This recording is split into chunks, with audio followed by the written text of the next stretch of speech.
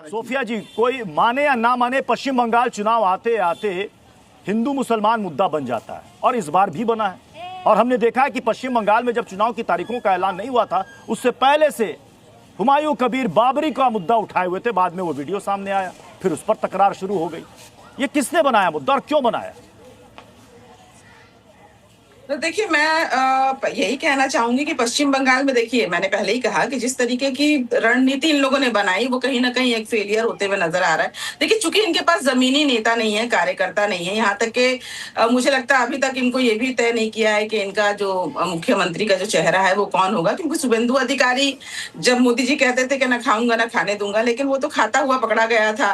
TMC का ही पहुंचा माल है, वॉशिंग मशीन में आज अलग बात है कि धुल के चला गया है। तो लोग बिल्कुल पूरी तरीके से, जो लोग इनके भी सपोर्टर है या वोटर्स हैं, मुझे लगता है उनको भी इस तरीके का अभी भी प्रमाण नहीं मिला है कि कौन यहाँ का मुख्यमंत्री बनेगा इनका, अगर बनता है तो। दूसरी बात है कि देखिए, यहाँ पर जब पश्चिम बंगाल में जिस तरीके के आपने कहा कि हिंदू मुसलमान होना शुरू हो गया, जी बिल्कुल होना शुरू हो गया, लेकिन पश्चिम बंगाल की जो जनता है, चैलेंज कर दिया। देखिए, पश्चिम बंगाल की लेकिन जनता की एक खासियत रही है, यहाँ पर कभी भी जो थोड़े बंगाली पढ़े लिखे होते हैं ज्यादा, ये लोग इन्होंने कभी भी धर्म के आधार पर वोट नहीं किया है, पहले भी नहीं किया है, सीपीएम के दौर पे भी नहीं किया है और तृणमूल के दौर पे भी नहीं किया है। तो मुझे लगता है कि आने वाले समय में भी यहाँ के जो बंगाली हैं, कम से कम यूपी बिहार का जो नीति है इनकी, वो नहीं चलेगी। जितना भी चीख लीजिए, चिल्ला लीजिए, 4 मई को तो आपका रवाना होना ही है। और जहां तक बात है कि महिला, एक सेकंड सोफिया जी, अगर आप ये कहती हैं कि यहाँ पर यूपी और बिहार वाली पॉलिटिक्स नहीं चलेगी, अगर आपको ऐसा लगता है कि मुसलमान सारे आपको वोट करते हैं, तो मैं आपसे पूछना चाहता हूं कि आपको इतना कॉन्फिडेंस है कि सारे मुसलमान आपको वोट करते हैं, सारे हिंदू आपको वोट करते हैं? मैं आ रही हूँ। कभी भी हम लोगों ने मुसलमान हिंदू के आधार पर कभी वोट नहीं मांगा है। यहाँ पर ममता बनर्जी को सारे लोग वोट करते हैं। अगर वो बहुमत के साथ राजनीति में, 200 देखिए, प्यारी और गुड़ी या सैद्धांतिक बातें बहुत अच्छी लगती है।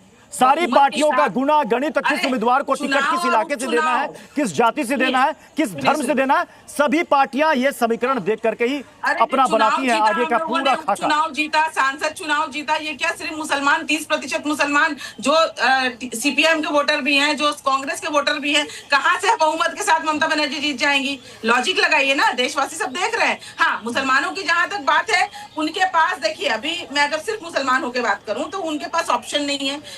क्योंकि इन लोगों ने, देखिए, इन लोगों ने जो जिस तरीके के 2014 के बाद एक धर्म को, एक समुदाय को, मुसलमानों को जिस तरीके से आतंकवादी के रूप में पेश किया है पूरे देश में, उग्रवादी, आतंकवादी, कटमुल्ले, मुल्ले और न जाने किस किस बातों से, नामों से संबोधित करते हैं। सिर्फ यही नहीं, बल्कि आपने जो प्रश्न किया लेकिन निखिल जी बता नहीं पाए कि मुसलमान 30% होने के बाद भी पश्चिम बंगाल में एक भी इन लोगों ने, एक कैंडिडेट, एक मुसलमान, चलिए महिला जो इतना ट्रिपल तलाक को लेके या अन्य चीजों को लेकर ये इतना ज्यादा बोलते हैं, महिलाओं की बात करते हैं, एक भी मुसलमान को इन्होंने कैंडिडेट नहीं बनाया। अपने आप में पता चलता है कि मुसलमान ने क्यों इनको वोट नहीं दिया। और मुसलमान कहीं ना कहीं सही थे, मुसलमान कहीं ना कहीं सही थे। इन लोगों ने रामपुर हाट में मुसलमानों की हत्या हुई। मुसलमान के, एक मिनट, मुसलमान ऐसा नहीं, रामपुर हाट में मुसलमानों की नृशंस हत्या हुई।